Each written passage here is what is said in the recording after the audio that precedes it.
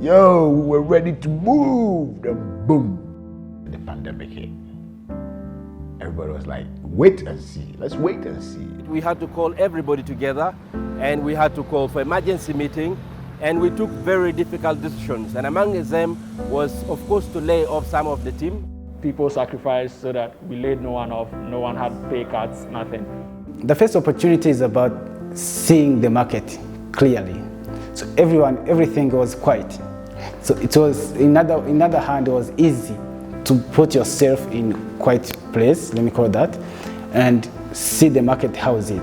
Thanks to COVID that I made that pivot, because during that year, it was like everything came to a standstill. So everyone got a chance to just stop whatever they were doing and reflect on what they were doing, what they would do next. The pandemic started and we just went full blown. With COVID, we started growing so fast, and we pivot our business model. We change our business model. Challenge, lockdown. Opportunity, the lockdown, as we were not working, it gave us enough time to rethink the entire business model, rethink some of the weaknesses we had, reevaluate ourselves, and we came back stronger. And I can tell you, we are still here.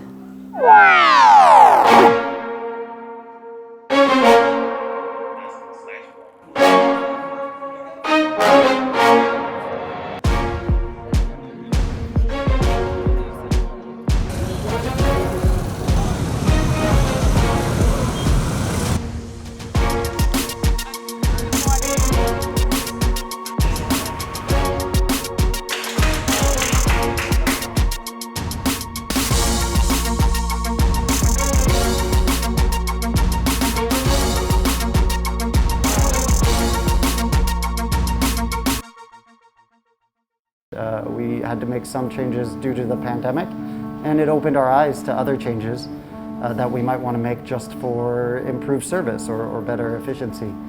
So we've grown a lot, but the core of what we've been trying to do at RedBird didn't shift that much in the end. Chronic disease is exploding as a huge health burden, and that's going to change a lot of things. It's going to mean what we're doing today isn't going to cut it if we want to give people the health care that they deserve.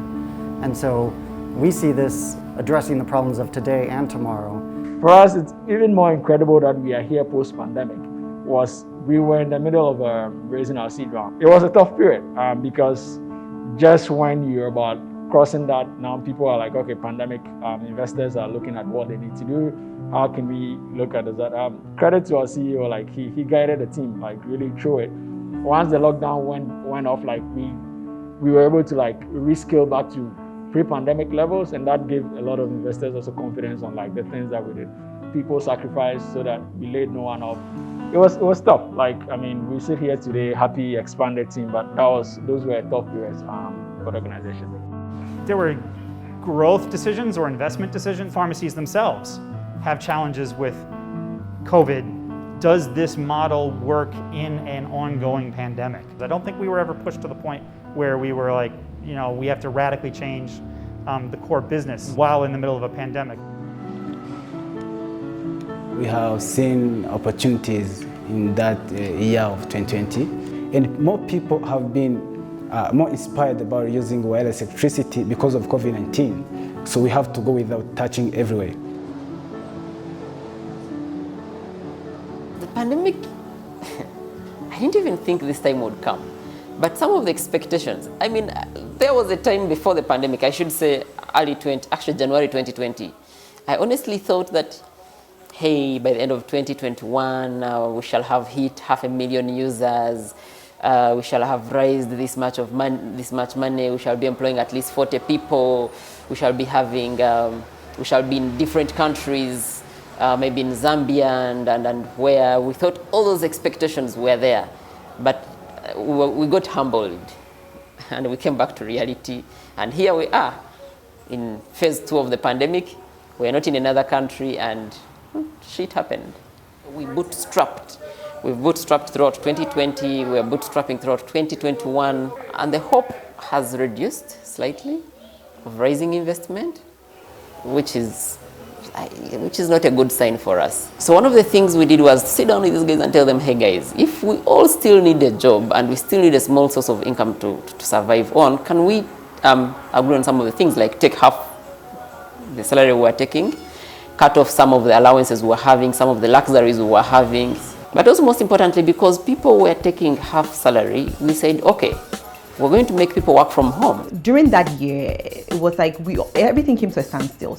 And I was already in a previous startup where I was doing events and things like that. And I said, well, no one is going to any events anymore. And now I'm at home with the kids. I'm blogging, but I feel I'm supposed to do something more than this. And then I realized that there was this gap where there was no parenting app in Ghana. And this was 2020. And people have been parents for years. And elsewhere, there are apps like that. For a lot of moms that I know, once they find out they're pregnant, the first thing they do is download an app that would guide them.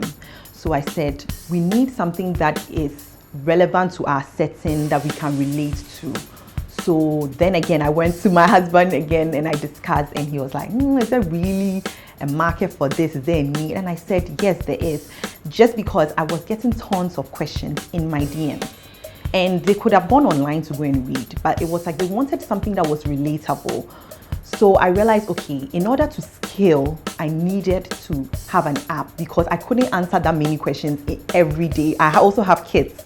And then I'm not an expert. You see, I'm just a mom who I would say that lots of the information I share is evidence-based because it's things I do with my kids. However, I needed experts to come on board to also come and help blog. So I needed to have gynecologists, speech and language therapists, pediatricians, dentists and all that on board so that it's not just what I'm saying, but you also have expert advice as well. So that's really how the app came about.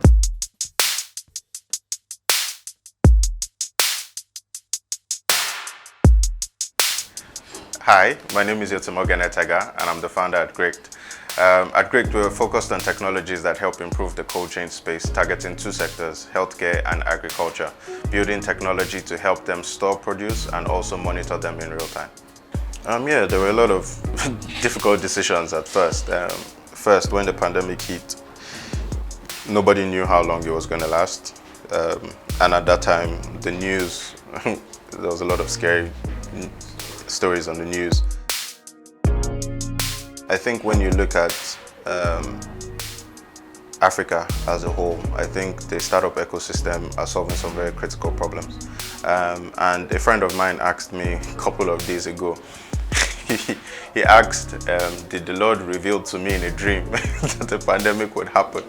And I told him, look, I was actually building for agriculture, right? And then we started to see verticals, and like I said, we listen to customers every day. We take feedback. That's like the most important thing in this business. Taking feedback from the customers and adopting it, and we try to build that culture into everybody that works here. I think when we had the pandemic, I think we're just one of the people that were prepared for it, but also we did go through some tough times during the pandemic, and we listened to the customers at that time again, and then that helped us produce a different product. So we developed a second product during the pandemic, and I think that was one of the things that really did well for the fourth quarter of last year. I think the principles of running a startup basically has been to always run lean. And yes, the pandemic taught everybody how to run lean. So I think startups have been running this model for a while, and I think the pandemic did show that how you should run a startup. People said the pandemic was going to end 2022. Nobody knew how long, so everybody just had to buckle their belts and then ensure that they were going as lean as possible. So yes, we did take some measures to kind of ensure the continuity of the business at that point in time. But with fourth quarter, we were able to kind of bounce back, and then we were able to compensate people for the cuts that they sacrificed during the pandemic. So yeah, we did have to make some decisions at that point in time that were quite uncomfortable, but were necessary for the continuity of the business. Yeah, I think one of the major things was we had to go on full remote work, which was something we're not accustomed to. We had been testing it out. You see that in places like Nigeria, 20% of the population do not have access to vaccines. The major cause of this is actually due to the lack of supporting infrastructure for distribution, and that's where we come in. We try to build technologies that are immune to the infrastructural challenges in this market to ensure effective storage of temperature-controlled products. I'm quite confident that in the nearest future, GRICD will become a global company. And why I think this is because I don't think the problems that we're trying to solve are unique to Nigeria or Africa or only developing countries. I think they're present, even in advanced countries. And COVID-19 has shown us that, especially with the COVID-19 vaccine rollout. So I think that our products would be globally acceptable because they solve global problems. Yes, I do think it changed. I do think people started to see an opportunity where they didn't see an opportunity in the past. And I also think that people are aware that going forward, looking at data as well, it suggests that the globe is going to change as regards how business is done, about the requirements from different organizations as well. So yes, I do think that there are a lot of opportunities now simply based on the funding. I mean, if you look at some of the funding that even comes from government, non-government organizations, development agencies, there are funds now really just focused on the cold chain space, focused on vaccine delivery, strengthening logistics, strengthening solar refrigeration, solar powers as well, basically just to ensure that people get access to the vaccine.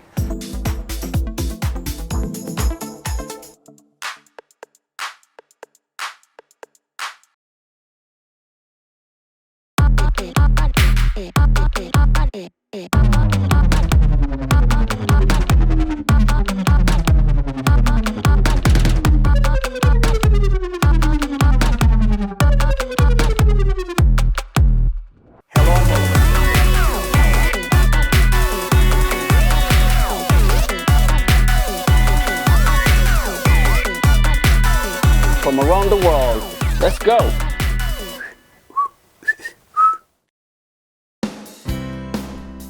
Health, wellness, sport, beauty, medical breakthroughs. Healthy Living cares about your well-being. What are the main health concerns in Africa and around the world? Find out the latest on coronavirus. Connect with our experts and ask them questions. How long does the virus stay? Join me, Linoch Mudu, in Washington, every week on Healthy Living, right here on VOA.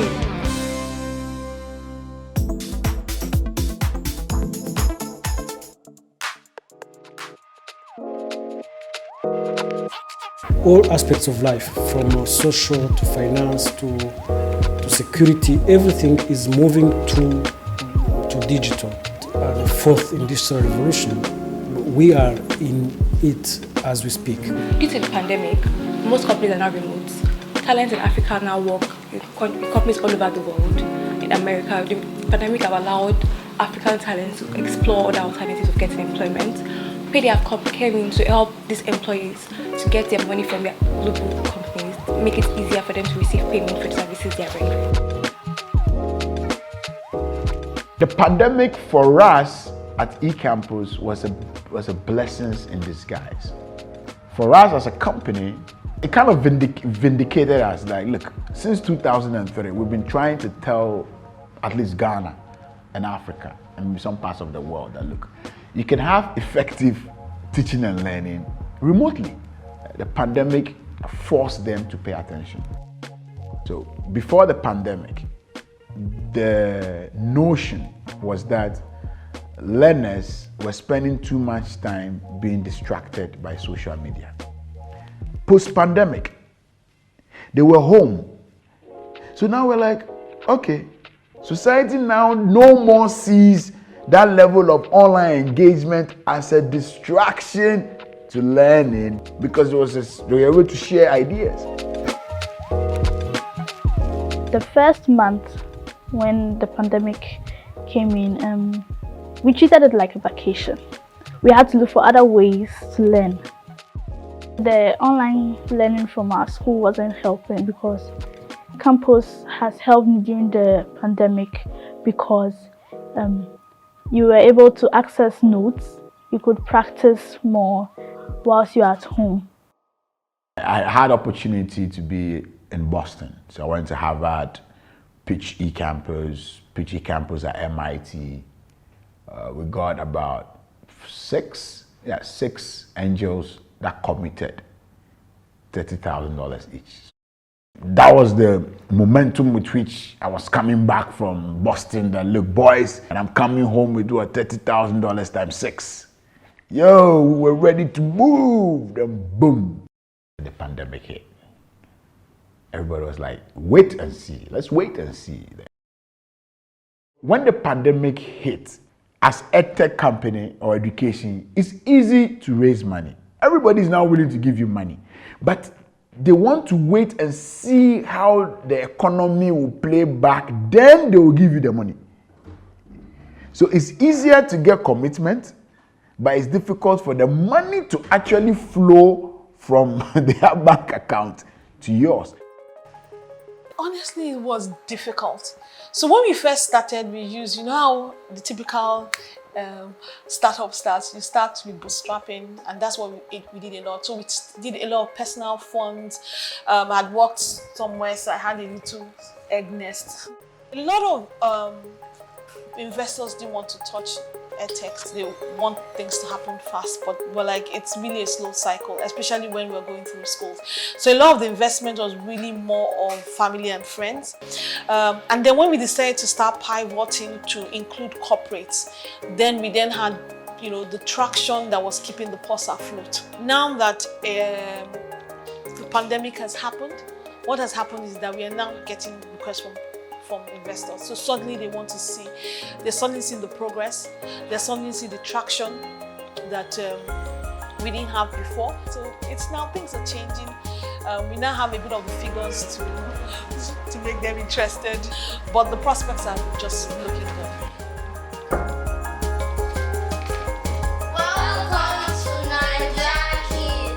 In COVID, we have a growth. I think maybe, for myself, I think maybe the people, they don't have time to go in one to get the information what they need with aerial image.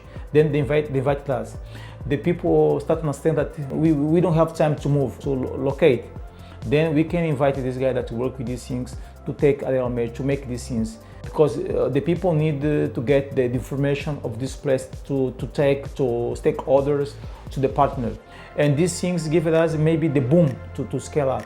When COVID started, we every single day or every single month we was busy. We was working out from Rwanda, and I think these things, in a way, I think that these things helped us to scale up. We're happy to say that we have continued to improve our app, and our system now works much more better because we had a lot of time to really invest into making sure that our system works perfectly well. Our drivers are only allowed to work up to 6 p.m. Before the COVID, our drivers used to earn an average of around 45,000 shillings. Today, as we speak, our drivers earn an average of around 25,000 shillings. So the reduction in the earning of our drivers is still a very big challenge. A lot of people now understand and believe in this online platform. I think in terms of our strategy, there's been a lot of change to react to the COVID pandemic. I think one of the things we saw during the pandemic was on the buyer side, a lot of buyers wanted food commodities. So we're getting very high volumes of purchase orders for things like soybeans, chili pepper, and granules and the likes. But on the farmer side, that was the trick was the farmers were not able to get the supply because of supply chain disruptions and all. So we had to evolve along the way to make sure that we are able to supply the demand that we have on the platform. Before the pandemic, we tried to control as much as possible across the value chain. I think one of the biggest pivots we did was to build partnerships during the pandemic period. So for instance, it was very difficult getting our inputs on time. And we were like, why we have like lots of farmers on the platform. These farmers are doing over 7,000 acres of production. We could see a fertilizer company and have some agreement with them and use that partnership to help the farmers, which was one way we were able to secure that. We also stopped working on the logistics ourselves. We partnered with DHL to do the freight forwarding out of the country. They already had the core competencies. And so right now, I think after going through all that and building all those partnerships, I think we are able to now deliver world-class services. Before the pandemic, we were still making deliveries to buyers, but there was some like inefficiencies and challenges. But I think being able to outsource part of the work to partners who had core competence across the value chain was one of the biggest things that propelled our growth. And some of these partners have been fantastic in the values that we get. So I think the partnerships were one of the biggest things that we did differently. I think now we've gained more clarity, which is good. I think in the beginning stages of a startup, there's a lot of hypotheses that you need to test to be able to be very confident, even as an entrepreneur, that this solution is going to work for the market. But I think after COVID or going through COVID, having done the pivot and stuff, we've gained more clarity to like what direction we need to take the company. And currently we are very ready for growth, and that's what excites me most, is to see the next phase of growth where we've already started doing some pilots in other countries, Togo and Kenya. But like I think I'm very excited to see how this becomes like the Alibaba or the Amazon of farming in Africa. People will only go an extra mile of doing great things for you or make an extra investment to work overtime for you if they feel you appreciate them, if they feel you listen to them, if they feel their energy will add value. I mean, today a lot of people work for companies not because you pay them, but it's because they believe in the vision and the mission that you stand for. So when you have the right people with you, they'll continue to challenge you. And I think today also the narrative has totally changed, that the employees tell the leaders of the company what to do, not the leaders of the company just pouring instructions into the employees and telling them what to do. I think most people have learned to work together, and this is what we continue to do. Anytime we want to do something, we interact with our team, we engage them, we get ideas from them, and in that way they get to own, in that way they get to feel the impact, in that way they have something to celebrate even after they left the company. Capital flows to those who create value for it. So focus on creating value by solving, problems that communities are facing. I think the youth out there that want to be innovative don't know where to start from. You need to begin looking at the problems in your community. Solve problems that matter. We are taking on different feedback, and then we are going to add it onto the other updates. So for me, all I'm telling myself is that it's just a gradual process. You can't rush it. You will keep updating, keep getting better with time. One of the things I'll say is, first of all, you just launch it, because it's crazy how I've gotten such a great response from even brands, like notable brands that I never thought I would work with. And that's just because they realized very quickly that their target market was on my platform. So at times you go to spend a lot of time by understanding people, their personality, how do they view different things. And then you also need to think about how exactly are you going to help this person with their weaknesses, because everyone else has weaknesses in their lives. So how are you going to help them to push with their weaknesses? The next thing is, how are you going to help them sharpen their ideas? Because most of the time we dream a lot, especially as young people. We always have so many ideas, and we can rush into business with them without knowing that some of them may not work. So what I want to do is to build a social media platform. That's what my dream is. And this social media platform is going to be used for leadership and mentorship. And this social media platform will now help people. I am someone who, like I said, I'm a self-starter. I pick up things as and when I need to. I'm always constantly improving. So for Kraado, the way we started, Kraado to me is like a growth mindset. We embrace that growth mindset, inclusivity and leadership. That's what embodies Kraado. I am one of those leaders that are, let's say, democratic, visionary, democratic and all that, but I like to give people, I hear the thought of my team members, they contribute, we agree, we decide, but when it comes to making the key decision, I just go ahead with it. But I leave room for people to contribute and not to be all pushy and pushing down my ideas on their throats. Yeah. I am the one driving the business. My co-founder does the technical aspect of it. I have a team of advisors and we do all our work remotely, online. Everybody gets to contribute however they want to, which means that I need to let go of the reins when it comes to not micromanaging, but getting things done. Personally, I like to just get straight to things, getting things done in time, not pushing project, because I'm coming from a project management background, and time and resources, all of that are critical to any success. So over time, I can now confidently say I see myself as a mentor, because over time I've received so many requests by young people asking for mentorship opportunity, asking to talk to me about their business ideas, about the challenges that they go through, about their business models, and I've continued to do that. I've done that for many other young people, I think hundreds of them. And I think this is something that makes me proud as a leader in the industry. And I think that is something that we should continue to always learn from. Sharing is literally caring.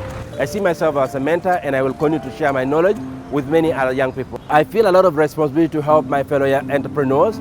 And the reason behind that is because I don't want to be an island. You know, the story of entrepreneurship does not start with me, and it doesn't end with me. Entrepreneurship is not easy, but when you get one business improving, you help a lot of people. It is the more important to help people. When you help people, you save life, you save family, you save friendship. And in Africa, it is very important to have leaders that will help people.